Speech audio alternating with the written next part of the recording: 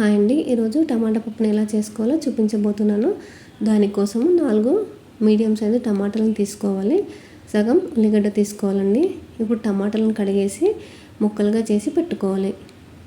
ఎలాగో మనము కుక్కర్లో వేసి ఉడికిస్తాం కాబట్టి చిన్న ముక్కలు అవసరం లేదండి, మీడియంగా కట్ చేసుకుంటే అవి ఉడికిపోతాయి. ఇప్పుడు కుక్కర్ తీసుకొని ఒక టీ గ్లాస్తో 2 గ్లాసుల కందిపప్పును తీసుకోవాలండి.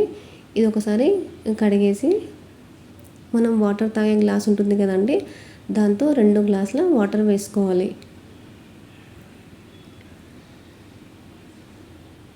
ఆ తర్వాత మనం కట్ చేసి పెట్టుకున్న టమాటా ఉల్లిగడ్డ ఉంది కదా, వాటిని వేసుకోవాలి.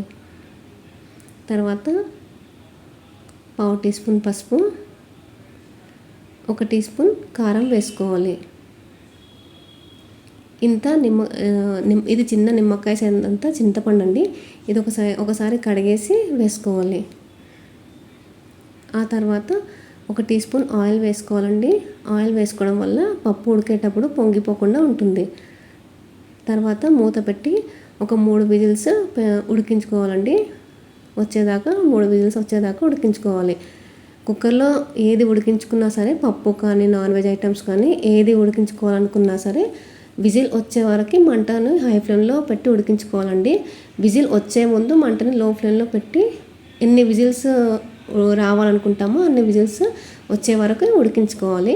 ఆ విధంగా ఉడికించుకోవడం వల్ల పప్పు కానీ నాన్ వెజ్ కానీ ఏది పొంగిపోకుండా ఉంటుంది. అలాగే లో ఫ్లేమ్లో పెట్టి ఉడికించుకోవాలండి. లో ఫ్లేమ్లో ఉడికించుకోవడం వల్ల తొందరగా కూడా ఉడికిపోతుంది. ఇప్పుడు గాలిపోయే దాకా చూసి మూత తీసుకోవాలండి. స్పూన్తో ఒకసారి చూసుకోవాలి, కలిపేసి చూసుకోవాలి. చూడండి, పప్పు మొత్తం ఉడికిపోయింది. ఇప్పుడు ఇది గట్టిగా ఉందండి, చల్లారాక ఇంకా గట్టి పడుతుంది. అందుకని స్టవ్ ఆన్ చేసి కుక్కర్ పెట్టుకోవాలి. దీంట్లో ఇప్పుడు రుచికి సరిపడా ఉప్పు, అలాగే ఇది పప్పు గట్టిగా ఉంది కాబట్టి 1 టీ గ్లాస్ వాటర్ వేసుకోవాలండి.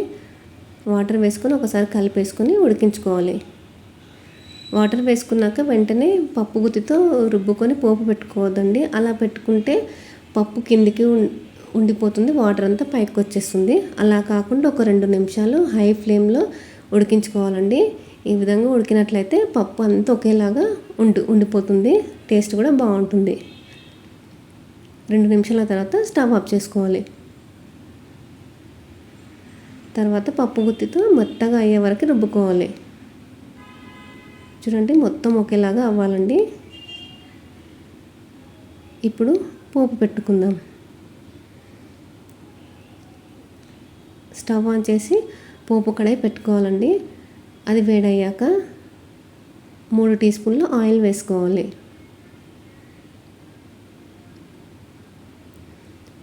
ఆయిల్ వేడయ్యాక పోపు దినుసులు 1/2 టీ స్పూన్ ఆవాలు, 1/2 టీ స్పూన్ జీలకర్ర వేసుకోవాలి. తాలింపులో ఎల్లిపాయల టేస్ట్ చాలా బాగుంటుందండి. ఈ విధంగా 4-5 ఎల్లిపాయలని పొట్టు తీసి పప్పు గుత్తితో మెదిపి వేసుకోవాలండి. వేసుకున్న వెంబడే స్టవ్ ఆఫ్ చేసుకోవాలి. అవి ఆ వేడికి దూరగా అయిపోతాయండి. తర్వాత చివరగా కరివేపాకు వేసుకోవాలి. కరివేపాకు వేసుకుని పప్పులో తాలింపు పెట్టుకోవాలండి. అంతేనండి, టమాటా పప్పు రెడీ అయిపోయింది.